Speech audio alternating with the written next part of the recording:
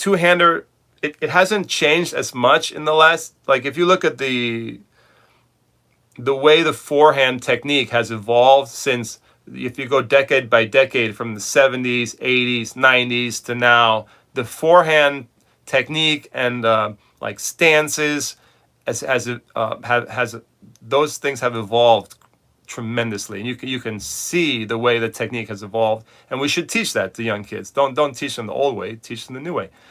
And then with the backhand, there's been a lot of evolution, but it's not as much as the forehand and not as dramatic. So in the backhand, the two-handed backhand, the main evolution has been like the lag and snap of the wrists, what the wrists are doing.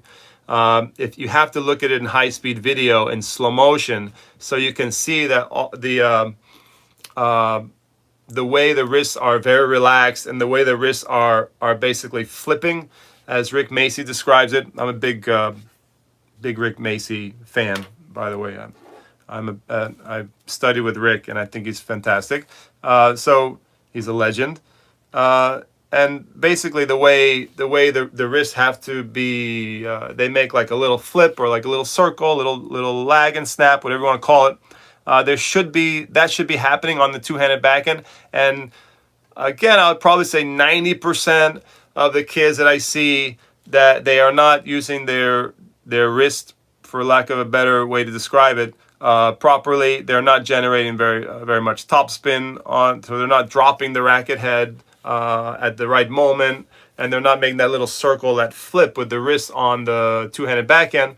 And so the backhand looks tight, cramped, and not fluid, like lacking fluidity, and lacking whip. So it looks kind of like, instead of getting a blur when they swing, the backhand looks sort of like you can see the outline of the racket and the arms working.